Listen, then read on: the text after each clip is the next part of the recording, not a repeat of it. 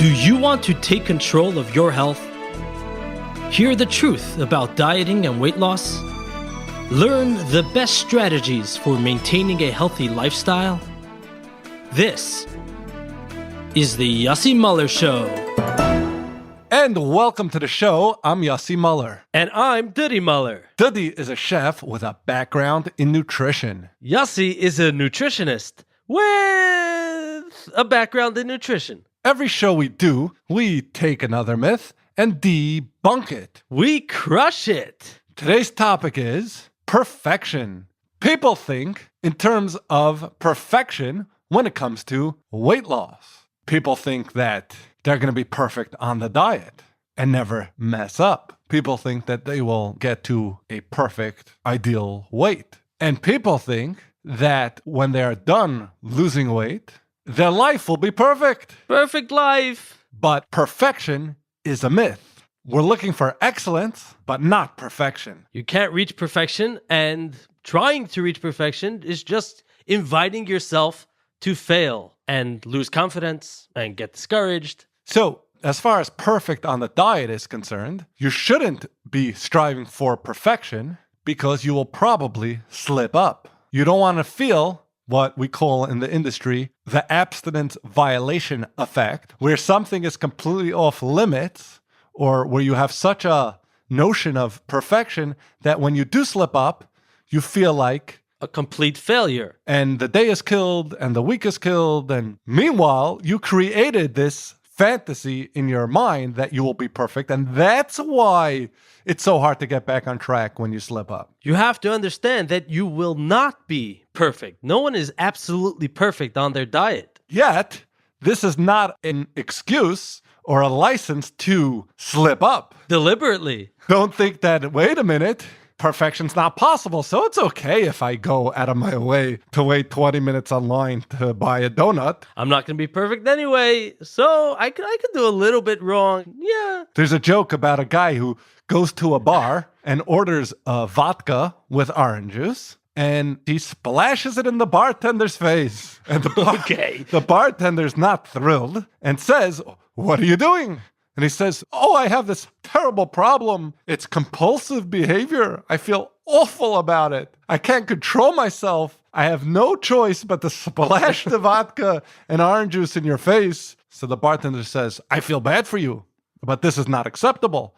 Go get professional help. Then you'll be invited back." Sure enough, 6 months later, the individual shows up to the bar and he orders his vodka and oranges. And Duddy, what do you think he does with his drink? Let me guess. He splashes it in the bartender's face. Yes. And the bartender says, "But I thought you solved your problem." And he says, "I did. Now it doesn't bother me anymore." So that's not the goal. The goal isn't so that we can justify doing things we shouldn't. Absolutely. Just that knowing that it's inevitable that it will happen. And when it does happen, don't be shocked. And don't assume that, okay, my diet is ruined. Another myth of perfection is that people will reach a perfect weight. And you shouldn't have that notion of perfection because many people are not capable of getting to their ideal weight. And that's a shame because there are so many people who are perfectly capable of getting very close to their ideal weight, but because they hold themselves to a standard that's just a few pounds more weight loss than they could handle, they give up completely. And one thing leads to another, and then they're back to their original weight or even higher. And even people who are capable of getting to that ideal weight aren't usually able to maintain that weight. Because the more weight you lose, the more difficult it is to maintain. And you have someone who loses, say, 60 pounds. For all you know, had that person lost 50 pounds, they would have had no problem maintaining it. So don't hold yourself to maintaining your ideal weight, because even if you could get it, you might not be able to maintain it. You might be able to only maintain a weight that's 5 or 10 pounds higher than your ideal weight. Judith Beck talks about maintainable weight versus achievable weight. Maintainable weight is the weight that a person can realistically maintain without too much trouble. The lowest achievable weight is the weight that a person can realistically achieve on a diet, and that is typically lower than the maintainable weight because it's easier to get to a very low weight than it is to sustain and maintain a very low weight. So understand that even if you are capable of getting to your so-called ideal weight, doesn't mean you can maintain it. So don't hold yourself to such a standard. in my experience, there's a 10-pound difference between a person's lowest achievable weight and their lowest maintainable weight. Which means that the true ideal weight for a person in general is actually 10 pounds higher than the weight they could technically reach. Just because you can lose more weight doesn't mean you should. The point of dieting is not to keep on losing all the weight you possibly can. That's getting awfully close to an eating disorder. The point is to do what you can, realizing that you must account for being able to maintain as well. And also, even people who get to their so-called ideal weight and maintain their ideal weight, they don't necessarily find that they look the way and feel the way that they anticipated they would look and feel. Right, true. So don't hold yourself to some perfect standard of weight or beauty. Yeah, absolutely. Another aspect of perfection that is not something you should be believing is possible, and is the most important part of today's discussion, is, as you mentioned, a perfect life. Do not assume that you're going to lose weight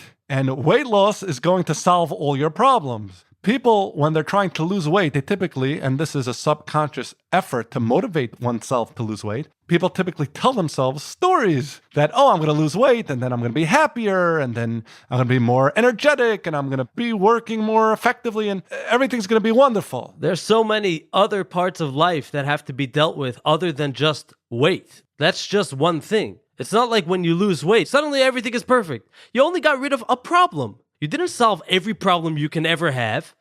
Yossi, you ever hear about the woman who broke her hand and is clearly worried about the outcome of her surgery? She's talking to the surgeon and he asks her, "What are you so nervous about? Everything will be fine. I'm the best hand surgeon in the country." She's like, but this is weighing a lot on my head. Will I be able to play my piano? Of course. I'll fix your hand perfectly. Good.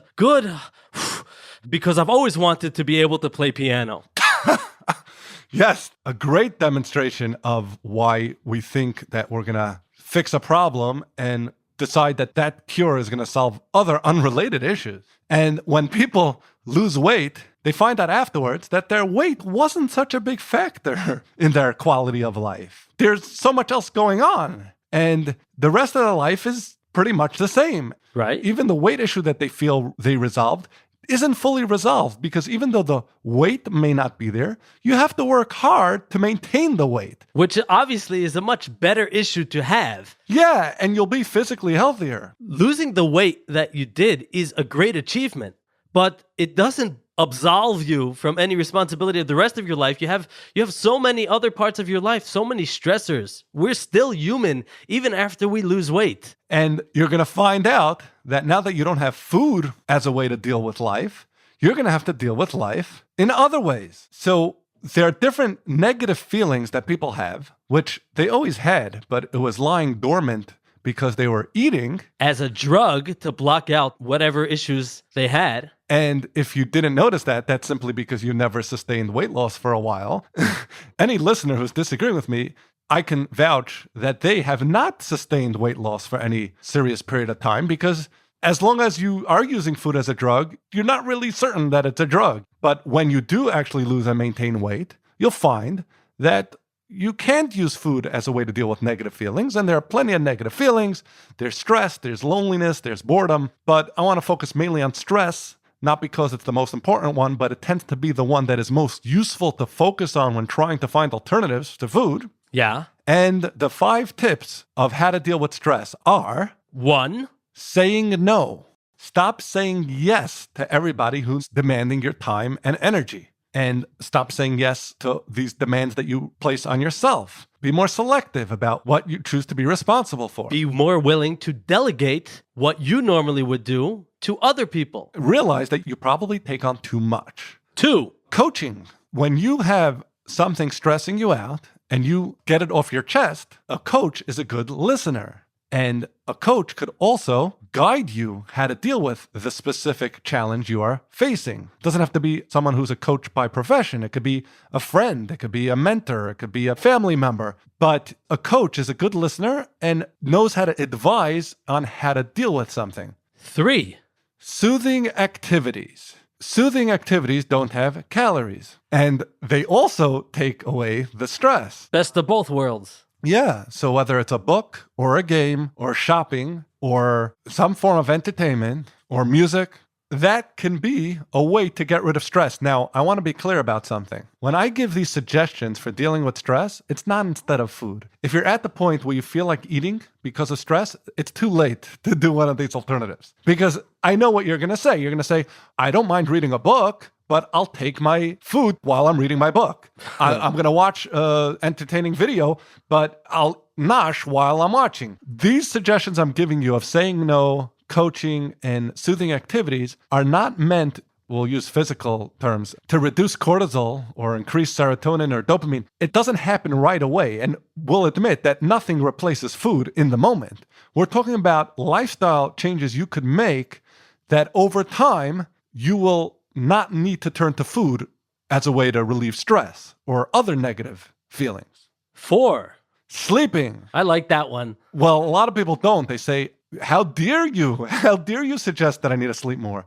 I only sleep 5 hours a day and I barely get that. And I have such a busy life and so many obligations. People don't realize how incredibly powerful having enough sleep can be. To those of you who say that it's not realistic to get more sleep, so at least stop further reducing your sleep time. Well, you once did 8 hours a day. Now you're doing 5. So keep it at 5. Don't continue doing less sleep than that. But if you're even up to it, over time, I'm not expecting you to start sleeping 7 hours a night tomorrow, but over time, see if you can slowly increase the number of hours you sleep. I also want to say that those of you who don't have time to sleep, there's something you could do that gives you many of the benefits of sleep without actually sleeping, and you are more likely to have time for that. And in fact, there are some benefits to what I'm about to tell you that are even better than sleep because you're awake. And there's a lot you could accomplish when you get the benefits of sleeping and being awake at the same time. And that's called meditating, which doesn't resonate with a lot of people. This I know, but it does work. Now, the reason why it's like sleep is because you tend to get into a very relaxed state, possibly even into stage 1 sleep, where you're aware of what's going on, but you are super relaxed. You get the benefits of sleep that you're super relaxed, and you also get the benefits of being up, that you can give yourself suggestions to motivate yourself that you won't listen to if you're fully awake. It's only when you're in that deep, relaxed state and you're highly suggestible. It's like a self-hypnosis type of thing. I know that of the 5 suggestions I give, this is the one that people least do, meditation. And you're right for not being so excited about it, because like anything else in life, it's not a magic wand. You actually have to get trained in it. I personally did 3 months of serious training for meditation, and it's hard work. But after 3 months, I could tell you I was an expert. There was a point where I even broke my hand and I didn't feel any pain because... Ooh, wow. Yeah, the real experts at meditation, they could walk on coals and not feel any pain. They could stop their heart from beating for a minute straight. If they get hurt, they know how to not feel pain. Meditation is an interesting concept, but like anything else, it's not a magic wand. And even me today, I can't get into that state because you need continued training. You fall out of that expertise, which I personally fell out of for the most part. So it's not a magic wand, but it is something to consider, especially if you don't get enough sleep. You could get into stage 1 sleep and work on self-hypnosis, meditation, and breathing exercises. So far, we have saying no, coaching for listening and guidance, soothing activities, sleep, and finally, 5... exercise. Now, of course, if you hate exercise so much that it gives you more stress than it relieves you of stress, then... don't do exercise. No, or find an exercise you like. Right, of course. It's doable. Don't think that your exercise has to be perfect from the start either. When it comes to exercise, you should start off small. Right. For example, if your exercise of choice is cross-country skiing, start with a small country. Yeah, start small. And the take-home message for today is that perfection is a myth, and that doesn't mean that it's okay to mess up on purpose, but just know that messing up is inevitable and our life will not be perfect just because we lost weight. We will be physically healthier, but emotionally, some people are happier, some people are the same happy, some are less happy. If you do it right, you could certainly be at least as happy in the maintenance phase as before you started your diet, but it's not necessarily going to make you happier. And the stress and other negative feelings of a normal life will still be there, and they'll be more pronounced because you can't use food as a distraction. And now you'll be able to deal with them because you won't have food as a distraction. Which is the point of life. Between all the negative feelings out there, the one that is most useful to focus on is stress, and the way to deal with it is one of 5 ways. Say no, get coaching, engage in soothing activities, get more sleep, and do more exercise. And that takes us to the end of this episode. Thank you for listening. We hope you join us next time.